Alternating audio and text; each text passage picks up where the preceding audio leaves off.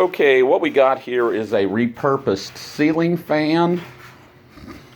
It was that disgusting old 90s gold color. So what I did was I took it all apart,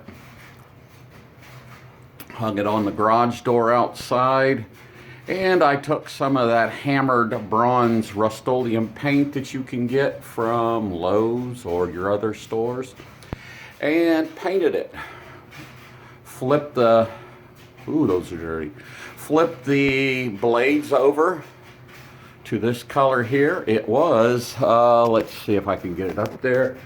It was that disgusting color.